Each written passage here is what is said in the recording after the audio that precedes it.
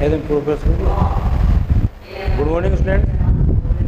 चलिए, कल जहाँ पे छोड़ा था, कल वाला थोड़ा बीच में सर ने 30 मिनट हो गई थी, टाइम हो गया था। हो सकता है आपको, क्योंकि थोड़ी मेन चीज़ें उसमें बता दी थी। वापस अपन जो पढ़ लेते types of chromosome, types of chromosome,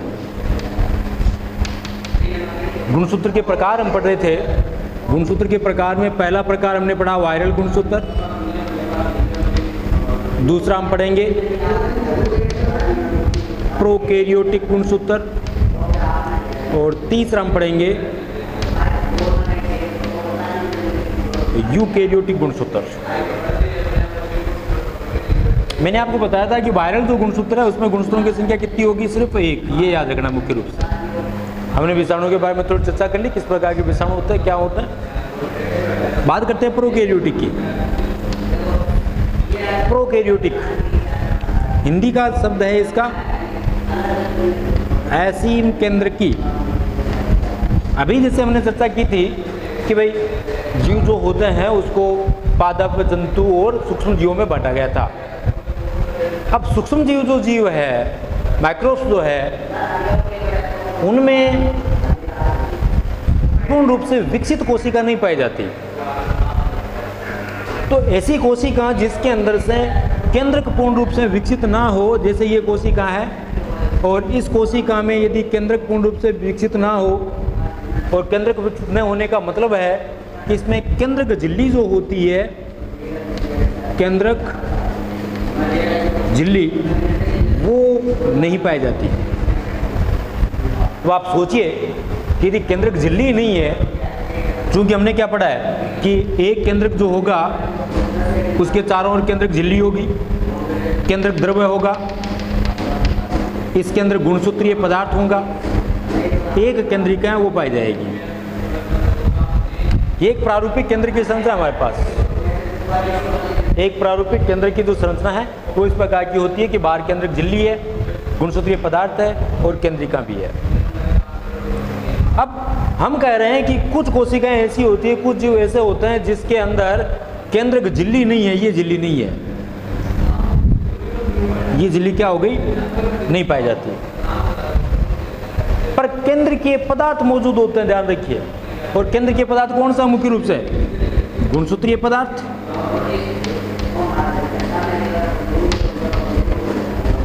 अर्थात गुणसूत्र होंगे इसके अंदर,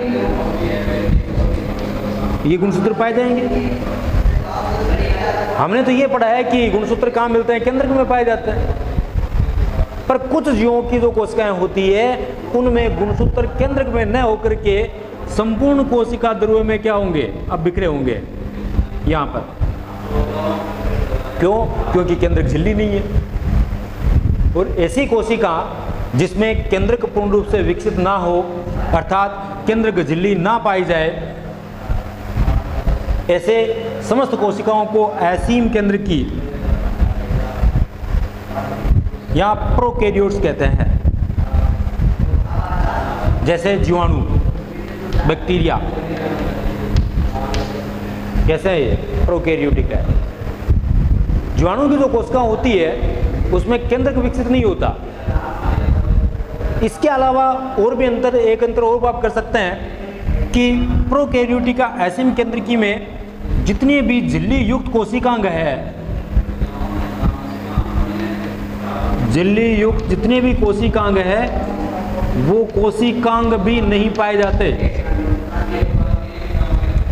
जैसे माइटोकॉन्ड्रिया है, रिक्तिकाएं, गोल्जिकाएं, अंतःप्रजालिकाएं, है ना, लाइसोम, ये सब संरचनाएं भी इसके अंदर नहीं पाई जाती, जो कि एक सामान्य कोशिका में पाए जाते हैं। उनके कोशिकांग होते हैं, कोशिका के अंगक होते हैं। तो थोड़ा सा कम करवाने वाला तो प्रोकैरियोटिक जो कोशिका होगी मतलब असीम केंद्र की होगी। आप याद रखने के लिए मैं जैसे यूकैरियोटिक को हम ससीम केंद्र की भी कहते हैं, ध्यान रखने, ससीम केंद्र की, असीम केंद्र की। आपने 11वीं में पढ़ा होगा, जहाँ पे भी पढ़ा है आपने बताया होगा। ए का मतलब असत्य, स का मतलब सत्य, स का मतलब सत्य, ए का मतलब असत्य, मतलब ऐसी कोशिका जिसमें असत्य या झूठा केंद्रक हो, केंद्रक पूर्ण रूप से विकसित ना हो, वो कोशिका असीम केंद्र की यानी प्रोकैरियोटिक। प्राचीनतम, प्रो का मतलब क्या है हमारे पास, प्राचीनतम, सबसे पुरानी, सबसे पहले जो कोशिका उद्भव हुआ बनी, तब इस प्रकार की कोशिकाएं बनी थी, पहले बनने वाली, सबसे पहले बनने वाली कोशिका। सैसीम यानी सत्य यानी वास्तविक केंद्र के युक्त पूर्ण विकसित केंद्रक होगा। और पूर्ण विकसित का मतलब क्या हुआ, यहाँ पे केंद्र के चारों ओर केंद्रक झिल्ली है वो पाई जाएगी। जितने भी जंतु पादप विकसित जो बहुकोशिकीय पादप और जंतु है, कवक है, जंतु है, पादप है या कवक है, जो भी बहुकोशिकीय जीव है, शैवाल विकसित यदि शैवाल है, एक कोशिकीय शैवाल भी है मुख्य रूप से, एक कोशिकीय में प्रोकैरियोटिक में देखे जाए, आपने पढ़ा होगा ब्लू ग्रीन एल्गी, नील हरी शैवाल, वो इसी श्रेणी में आती है। तो ये कुछ प्राणी जो है उसके अंदर तो वास्तविक केंद्रक है वो पाया जाता है, अर्थात केंद्रक झिल्ली युक्त है, पूर्ण रूप से विकसित केंद्रक है, तब तो वो कहलाएगी यूकैरियोटिक। और प्रोकैरियोटिक जो है उसके अंदर असीम केंद्र की मतलब अलग विकसित केंद्र के वो पाया जाता है, पूर्ण रूप से विकसित नहीं होगा, अर्थात इनके जो गुणसूत्र होंगे वो केंद्रक में नहीं मिलेंगे। देखिए ये अपवाद हो गया, क्योंकि हमने शुरू में पढ़ा है कि गुणसूत्र कहाँ मिलते हैं, केंद्रक में मिलते हैं, और केंद्रक में जो गुणसूत्र है उसी के ऊपर जीन निहित होते हैं। पर प्रोकैरियोटिक कोशिकाओं में अर्थात असीम केंद्र की जो कोशिकाएं होगी उसके अंदर केंद्रक में गुणसूत्र नहीं मिलेंगे, कोशिका ध्रुव में ही गुणसूत्र बिखरे हुए रहेंगे पूरे के पूरे। अब बात करते हैं कि ये प्रकार है, तो हम कह सकते हैं कि प्रोकैरियोटिक या असीम केंद्र की कोशिका में पाए जाने वाले गुणसूत्रों को क्या बोल देंगे, प्रोकैरियोटिक गुणसूत्र कह देंगे। यहाँ पे भी गुणसूत्रों की संख्या एक ही होती है, ये भी ध्यान रखिए। इन जीवों में भी, ऐसे जीव जो प्रोकैरियोटिक है, इन जीवों में भी गुणसूत्रों की संख्या कितनी होती है, एक। इसी प्रकार जिस प्रकार से हमने पढ़ा था वायरल जो क्रोमोजोम है इसमें गुणसूत्रों की संख्या कितनी है, एक। तो प्रोकैरियोटिक में भी गुणसूत्रों की संख्या कितनी है, एक। इसी से वो गुणों को ट्रांसफर करते रहते हैं, स्थानांतरित करते रहते हैं, और इसका निर्माण है वो आगे एक पीढ़ी से दूसरी पीढ़ी में होता रहता है। क्लियर, समझ में आ गई बात। और यूकैरियोटिक हम जानते ही है, यूकैरियोटिक प्राणी जिसमें सत्य वास्तविक केंद्र को अभी हमने पढ़ा, जैसे जंतु है, पादप है, कवक है, शैवाल है ना, इन सब के अंदर बहुकोशिका होगी, पूर्ण रूप से विकसित केंद्रक होगा, और गुणसूत्रों की संख्या भी भिन्न भिन्न होगी सभी में। अलग अलग पादप, अलग अलग प्राणी जितने भी है, सभी जीवों में कम से कम 2 गुणसूत्रों से लेकर के अधिकतम 1600 तक गुणसूत्र पाए जा सकते हैं।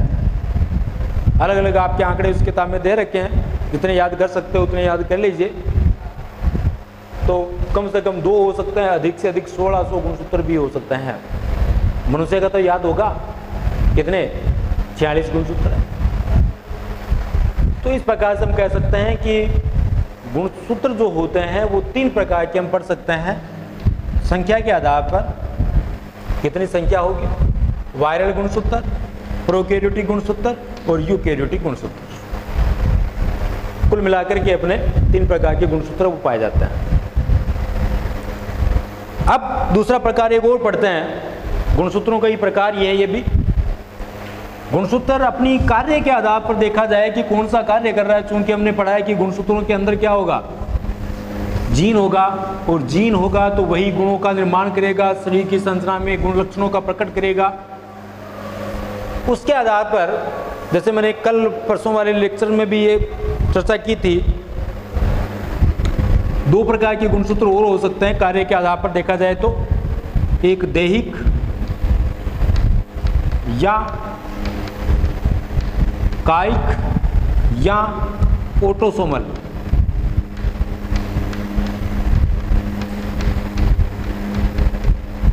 गुणसूत्र, और दूसरा लिंग गुणसूत्र या हेटेरोसोम भी कह सकते हैं, एलोसोम भी कह सकते हैं आप इसको। गुणसूत्र हमने इससे पहले वाले लेक्चर में भी इसके बारे में चर्चा की थी। हमने जब मनुष्य में लिंग निर्धारण की क्रिया पढ़ी थी उस टाइम इसके ऊपर थोड़ी सी चर्चा की थी हमने। ये भी गुणसूत्रों के ही प्रकार है। कौन सा गुणसूत्र किस जीन का निर्धारण कर रहा है और कौन से लक्षणों को प्रकट कर रहा है उसके आधार पर, वो तो क्रोमोसोम की संख्या के आधार पर हमने पढ़ लिया था। ये कार्य के आधार पर हमने दो भागों में बांट दिया, देहिक, कायिक या फिर ऑटोसोम क्रोमोसोम और लिंग गुणसूत्र या एलोसोम क्रोमोसोम। मैंने आपको बताया था जैसे अपन मनुष्य का उदाहरण ले तो मनुष्य के शरीर में कुल मिला के कितने 46 गुणसूत्र हमने पढ़े हैं कि मनुष्य में 46 गुणसूत्र वो पाए जाते हैं और 46 जो होते हैं उनको हम 23 जोड़ी भी कह सकते हैं। 23 जोड़ी गुणसूत्र है वो पाए जाते हैं और 23 जोड़ी में से हमने पढ़ लिया था कि 22 जोड़ी गुणसूत्र है वो नर और मादा दोनों में ही सेम होते हैं, XX पाए जाते हैं और दोनों ही दैहिक गुणसूत्र यानी कायिक गुणसूत्र कहलाते हैं, अर्थात देह या काया का निर्माण करते हैं, अपने शरीर की संरचना का निर्माण है उसका करते हैं। ये सभी में समान है और 23 जोड़ी जो गुणसूत्र है वो अलग अलग है, नर के अंदर XY और मादा के अंदर XX के रूप में पाया जाता है। वो इन दोनों की उपस्थिति के आधार पर लिंग का निर्धारण होता है।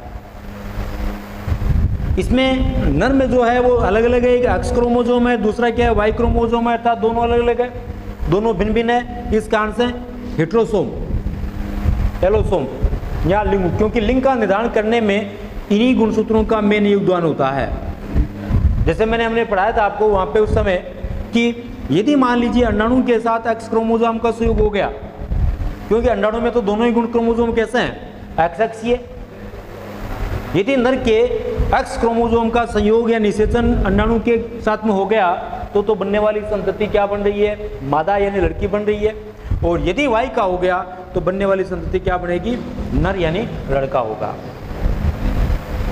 इसके बारे में पहले हम ज़्यादा चर्चा भी नहीं करेंगे, पहले कर चुके हैं चर्चा, पढ़ चुके हैं हम। तो यहाँ पर दो प्रकार के गुणसूत्र है, ये हो सकता है दैहिक जो काया बॉडी का निर्माण करे, शरीर के समस्त लक्षणों को प्रकट करे, उनका कंट्रोल करे, वो तो दैहिक गुणसूत्र जो कि 22 जोड़ी होते हैं। नर और मादा दोनों में क्या होते हैं, ये इतने समान होते हैं। सिर्फ एक जोड़ी 23 जोड़ी जो गुणसूत्र है वो क्या होंगे, भिन्न भिन्न होंगे दोनों में। अब इन्हीं पर अपने को असमानताएं पढ़नी है, एवेरिएशन जो पढ़ना है अपने को, क्योंकि इस पाठ का नाम ही क्या है, मानव में गुणसूत्रीय असमानताएं। मनुष्य के अंदर जो क्रोमोसोम गुणसूत्र है उसके अंदर क्या क्या विपत्तियां आ सकती है, कौन कौन सी विभिन्नताएं उत्पन्न हो सकती है और उसके कारण मानव में कौन कौन से रोग है वो उत्पन्न हो सकते हैं, इन्हीं के बारे में अपने को पढ़ना है। तो सबसे पहले हम पढ़ेंगे दैहिक या कायिक गुणसूत्रों के कारण या ऑटोसोम गुणसूत्रों के कारण कौन कौन सी व्याधियां उत्पन्न हो जाती है, कौन कौन से रोग उत्पन्न हो जाते हैं।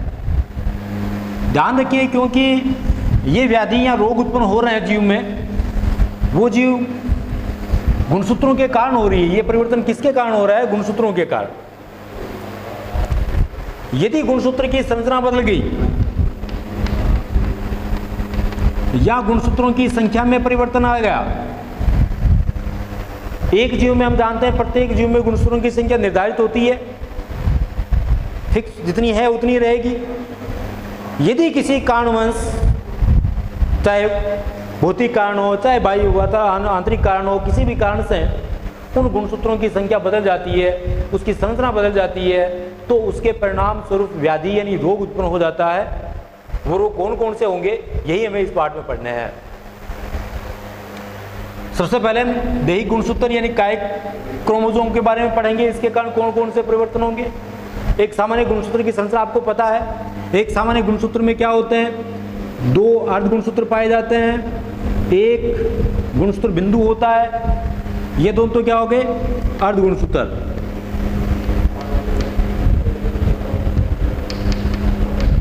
ये हो गया गुणसूत्र बिंदु।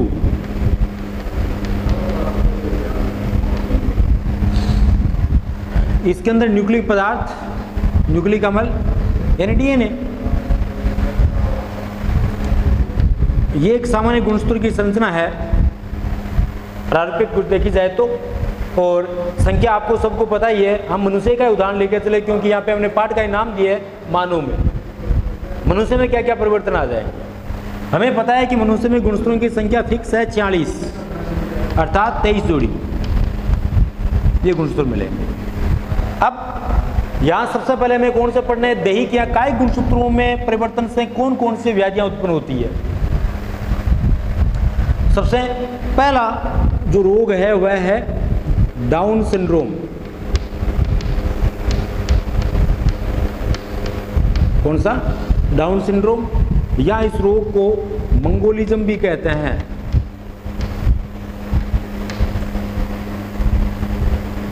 मंगोलिज्म इस नाम से भी जान सकते हैं आप। ये रोग किसके कारण हुआ? दैहिक गुणसूत्रों में परिवर्तन के कारण। पहली बात तो ध्यान रखिए, यदि सीधा आपसे पूछ ले कि भाई डाउन सिंड्रोम या मंगोलिज्म रोग किन गुणसूत्रों में परिवर्तन के कारण होता है, कायिक गुणसूत्र या दैहिक गुणसूत्र या ऑटोसोम। तो हम जानते हैं ऑटोसोम गुणसूत्र कितने हैं, 22 जोड़ी है। कितने हैं? 22 जोड़ी। 1 नंबर 2 3 4 5 इस प्रकार से लेकर के 21 22। सभी के अंदर क्या होगा? एक समान ही है, एक्स एक्स ही रहेगा सभी में। यही व्यवस्था है। अब यदि मान लीजिए इसमें कई बार क्या होता है, कुछ मनुष्य में 21वीं जोड़ी जो गुणसूत्र है, 21वीं जोड़ी जो कायिक गुणसूत्र है, यहाँ 21वीं जोड़ी में कितने हैं देखिए, 21वीं जोड़ी में 2 एक्स है, यही कायिक गुणसूत्र है। अब परिस्थितिवश किसी में यहाँ गुणसूत्रों की संख्या कितनी हो जाती है? 3, यानी ट्रिपल एक्स। और जब ट्रिपल एक्स हो जाते हैं उसको कहते हैं ट्राइसोमी। क्या नाम दे देंगे? ट्राइसोमी उत्पन्न हो जाती है। अर्थात 21वीं जोड़ी गुणसूत्र में गुणसूत्रों की संख्या कितनी होगी? 3। पहले कितने थे? 2 ही थे, अब कितने हो गए? यहाँ पे 3 हो गए, यानी ट्राइसोमी हो गई। जब ट्राइसोमी हो गई तो गुणसूत्रों की संख्या बढ़ के कितनी हो जाएगी? अब देखिए, कायिक गुणसूत्र कितने हैं? 22 जोड़ी यानी 44। वास्तविकता में दैहिक गुणसूत्र कितने हैं? 44 ही है, प्लस 1 एक्स गुणसूत्र बढ़ गया यहाँ पे। कितने हो गए अब कायिक गुणसूत्र? 45, प्लस लिंग गुणसूत्र कितने हैं पहले से ही? एक्स वाई या एक्स एक्स 2 है ही। तो गुणसूत्रों की संख्या उस जीव में कितनी हो जाएगी? 45 और 2 कितने हो गए? 47। अर्थात हम लिख सकते हैं 45 प्लस एक्स वाई या एक्स एक्स। गुणसूत्र कितने हुए? 47। वास्तविकता में मनुष्य में कितने गुणसूत्र पाए जाते हैं? 46 से होते हैं। तो यहाँ एक गुणसूत्र की संख्या क्या हो गई? बढ़ गई।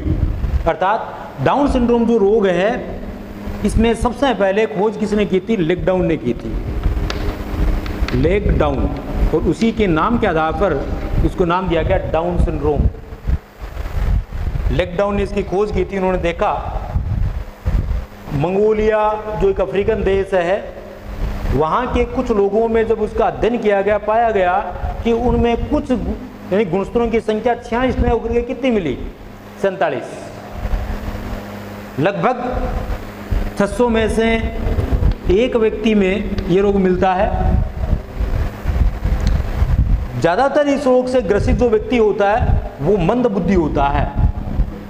इसकी मुख्य विशेषता यही है, मंद बुद्धि, क्योंकि इसमें इसके दिमाग का जो मस्तिष्क का विकास है वो पूर्ण रूप से नहीं हो पाता। लक्षण क्या क्या मिलेंगे आपको? पहली बात देख लिया आपने कि डाउन सिंड्रोम में गुणसूत्रों की संख्या कितनी हो जाएगी? 47। ध्यान रखिए, जो प्रश्न पूछते हैं लक्षण इसके याद हो जाएंगे, कोई दिक्कत नहीं है। पर मेन जो चीज इसकी क्या है? पहली बात तो डाउन सिंड्रोम नामक जो रोग हुआ वो किस गुणसूत्र में परिवर्तन के कारण हुआ? दैहिक या कायिक गुणसूत्रों में परिवर्तन के कारण। ध्यान रखिए। और दैहिक गुणसूत्र हम जानते हैं कितने होते हैं, 22 जोड़ी यानी 44 होते हैं, और एक समान ही होते हैं, सारे के सारे एक्स ही होते हैं। तो पहले प्रश्न में क्या पूछा आपने कि दैहिक गुणसूत्रों में परिवर्तन के कारण से कौन सा रोग हो गया, डाउन सिंड्रोम। खोज किसने की थी, लेकडाउन ने। मंगोलिया के जो निवासी थे वहाँ पे इन्होंने इसकी खोज की थी।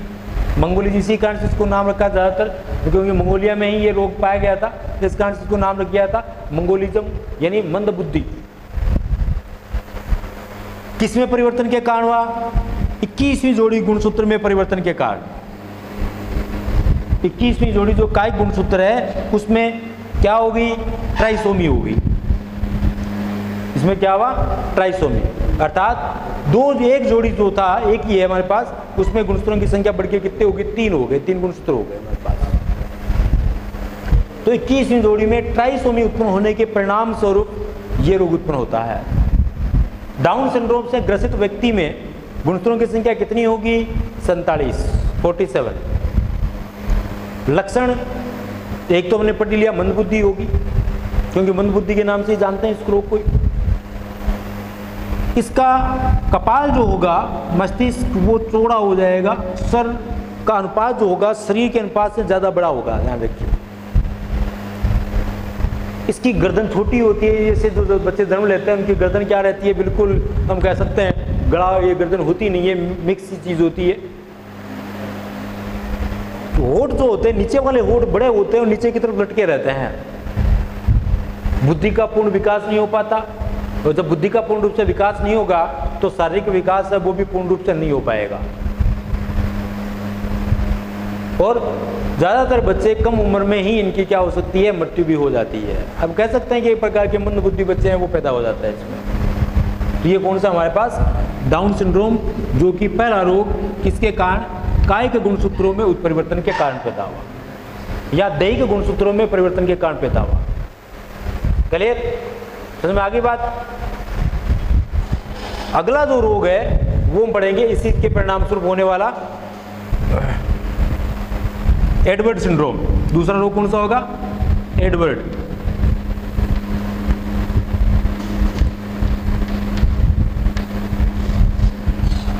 इसमें गुणसूत्रों की संख्या कितनी हुई, 47। गुणसूत्र बढ़ के कितने हो गए, 47।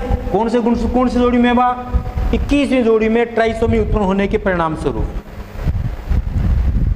एडवर्ड सिंड्रोम में भी गुणसूत्रों की संख्या 47 ही होती है, परंतु यहां पर 18वीं जोड़ी, कौन सी जोड़ी, 18वीं जोड़ी जो गुणसूत्र है उसमें ट्राइसोमी उत्पन्न हो जाती है। इसमें क्या हो जाएगा, 18वीं जोड़ी में ट्राइसोमी, मतलब यहाँ 21 जोड़ी में 3 गुणसूत्र हुए थे, और यहाँ हम देख लेते हैं ये 18वीं जोड़ी मान लीजिए, और यहाँ XX गुणसूत्र पहले से हैं और एक गुणसूत्र यहाँ पे और बढ़ जाएगा। तो ऐसे व्यक्तियों में क्या होगा, गुणसूत्रों की संख्या कितनी बढ़ के होगी, 47 होगी। इसमें भी शारीरिक विकास पूर्ण रूप से नहीं हो पाता, अल्पावधि में ही बच्चे की मृत्यु हो सकती है। पूरी त्वचा जो होगी शरीर की खुरदरी रहती है, पेट बढ़ा हुआ होगा आगे की तरफ, आंखें बड़ी बड़ी बाहर निकली हुई होती है। इस प्रकार के से कुछ लक्षण वो दिखाई देते हैं। लक्षण मुख्य रूप से देखिए 2-3 लक्षण, इनके सभी के लक्षण समान ही है, परंतु मेन चीज वो ध्यान रखिए कि कौन सी गुणसूत्रों के परिवर्तन के कारण हो रहा है और कौन सी जोड़ी में हो रहा है, गुणसूत्रों की संख्या कितनी होगी, ये 3 चीज जरूर ध्यान रखिए आप। ये पहली बात हुई, क्योंकि भाई यहाँ तो हम सभी पढ़ रहे हैं कि सारे जो व्याधि उत्पन्न हो रही है वो किसके कारण हो रही है, दैहिक या कायिक गुणसूत्रों में परिवर्तन के कारण हो रही है। यहाँ तो आपको कोई कंटिन्यू याद हो गया, पर सीधा प्रश्न पूछ लिया, मान लीजिए 1 नंबर का प्रश्न आ गया कि डाउन सिंड्रोम किस प्रकार के गुणसूत्रों में परिवर्तन के कारण हुआ, या एडवर्ड सिंड्रोम जो है वो किस प्रकार के परिवर्तन के कारण हुआ। तो इसमें आपको याद रखना है कि ये डाउन सिंड्रोम है, एडवर्ड सिंड्रोम है। आगे एक और पढ़ेंगे हम, क्राइटूचेट, क्राइटू, तीसरा और साथ में कर लेते हैं अपन, क्राइटूचेट। ये 3 रोग ऐसे हैं जो दैहिक गुणसूत्रों में परिवर्तन के कारण हो जाती है, अर्थात दैहिक गुणसूत्र जो है उसकी संख्या में परिवर्तन आ जाएगा और उस परिवर्तन के परिणाम स्वरूप गुणसूत्रों की संख्या या तो कम भी हो सकती है तो या बढ़ भी सकती है। और यहाँ यदि गुणसूत्रों की संख्या बढ़ी है तो हमने पढ़ा डाउन सिंड्रोम में 47 होगी, एडवर्ड सिंड्रोम में भी 47 होगी। कहाँ परिवर्तन आया? डाउन सिंड्रोम में हमने पढ़ा 21वीं जोड़ी गुणसूत्र में ट्राइसोमी उत्पन्न हुई। एडवर्ड सिंड्रोम में 18वीं जोड़ी जो गुणसूत्र है, इकाई गुणसूत्र, उसमें परिवर्तन आया। इसी प्रकार क्राइटोचेट जो है इसमें गुणसूत्र की संरचना बदल जाती है। देखिए इसमें गुणसूत्र में एक भाग या एक लोक्स जो होती है, जीन होता है, उसका स्थान या तो विलुप्त हो जाता है या वो निष्क्रिय हो जाता है। जैसे मान लीजिए अपन सोचे कि ये हमारे पास में एक गुणसूत्र है, ठीक है, और हमने कहा है कि गुणसूत्र के ऊपर डीएनए होगा, डीएनए के ऊपर क्या मिलेंगे? जीन। हम कल्पना करते हैं कि यहाँ ABCDEF ये 6 जीन इस गुणसूत्र में है। हम मान लेते हैं ए जीन का काम कान का निर्धारण करना, बी का आंखों के रंग का निर्धारण करना, सी का काम बालों का रंग निर्धारण करना, मतलब अलग अलग काम है सबके, क्योंकि एक लक्षण एक जीन, एक काम एक जीन, ये पढ़ा है हमने सिद्धांत। अब इसमें गुणसूत्रों की संख्या में कोई परिवर्तन नहीं है। देखिए गुणसूत्र उतने ही रहेंगे जितने पैतृक पीढ़ी में है, संतति में भी गुणसूत्रों की संख्या क्या रहेगी? उतनी रहेगी जितने जनक पीढ़ी में है। पर संतति में हो गया क्या? इस गुणसूत्र का एक भाग विलुप्त हो गया। मान लीजिए ये F वाला भाग या मान लीजिए A वाला भाग है, वो क्या हो गया? विलुप्त हो गया यहाँ पर। तो इसके कारण जो लक्षण प्रकट होना चाहिए था वो लक्षण प्रकट नहीं हो पाता संतति में। यहाँ जो क्राइटोचेट है उसमें इस जो जीन विलुप्त होता है उसका काम होता है आवाज का निर्धारण करना। हम जो बोलते हैं, बोलने की आवाज जो है निकलती है हमारी, उसका निर्धारण करना होता है। और ऐसे बच्चे जिनमें ये जीन विलुप्त हो जाता है, अपासित हो जाता है, नष्ट निष्क्रिय हो जाता है, उन बच्चों की जो आवाज होती है वो बिल्ली की तरह म्याऊं म्याऊं करते हैं। इस प्रकार की आवाज निकलती है इसमें, जैसे बिल्ली म्याऊं म्याऊं करती है ना, उस प्रकार से बच्चों की जो आवाज होगी वो इस प्रकार से क्राइटोचेट में म्याऊं म्याऊं की तरह आवाज है वो आनी शुरू हो जाती है। इस प्रकार की पूरी स्पष्ट आवाज नहीं आती, इस प्रकार से निकलती है। तो इस प्रकार से हमने देखा कि भाई दैहिक या कायिक गुणसूत्र या ऑटोसोम जो क्रोमोसोम है उसकी संरचना में परिवर्तन या उसकी संख्या में परिवर्तन के परिणाम स्वरूप मनुष्य के शरीर में कुछ न कुछ व्याधियां यानी रोग उत्पन्न हो जाते हैं।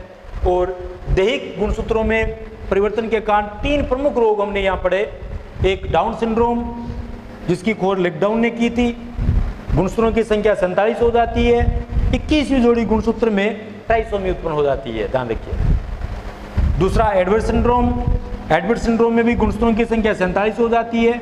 इसमें 18वीं जोड़ी जो गुणसूत्र है वहां पे गुणसूत्रों की संख्या में ट्राइसोमी उत्पन्न हो जाती है सभी के सभी दैहिक गुणसूत्र ही। और तीसरा जो रोग मुख्य रूप से पढ़ा हमने, जिसको संरचनात्मक परिवर्तन के नाम से भी पढ़ सकते हैं आप, क्योंकि गुणसूत्र की संरचना में बदलाव आया है, न कि गुणसूत्रों की संख्या में बदलाव आया है। यहाँ पे वो गुणसूत्रों की संरचना में भी बदलाव आया है, उसके कारण जो रोग उत्पन्न हुआ उस रोग को नाम दिया गया क्राइटोचेट। नाम से स्पष्ट है, इसके अंदर चिल्लाने की जो आवाज है वो बिल्ली की तरह म्याऊं म्याऊं के नाम से आती है, इस प्रकार से। तो इसके अंदर हमने देखा कि गुणसूत्र का एक लोक्स या जो जहाँ पे जीन स्थित है, जो आवाज निकालने वाला जीन था, उस जीन की स्थिति बदल जाती है, उसको अपासित हो जाता है जीन, इस कारण से उसकी आवाज वो प्रभावित हो जाती है। तो दैहिक गुणसूत्रों में परिवर्तन के कारण से मुख्य रूप से 3 प्रकार की व्याधियां हमने पढ़ी कि मनुष्य के शरीर में ये रोग उत्पन्न हो सकते हैं। आज के लिए इतना ही पढ़ेंगे। कल फिर हम पढ़ेंगे लिंग गुणसूत्र में जो परिवर्तन आया। लिंग गुणसूत्र के अंदर, क्योंकि लिंग गुणसूत्र हमने पढ़ा है केवल एक जोड़ी होती है, XY या फिर XX। नर के अंदर XY होती है, मादा के अंदर XX होती है। इसकी संख्या में, संरचना में बदलाव के कारण कौन कौन सी व्याधियां उत्पन्न होगी मनुष्य में, इनके बारे में हम पढ़ेंगे कल। आज के लिए इतना ही। थैंक यू, सभी को बहुत बहुत धन्यवाद। थैंक्स।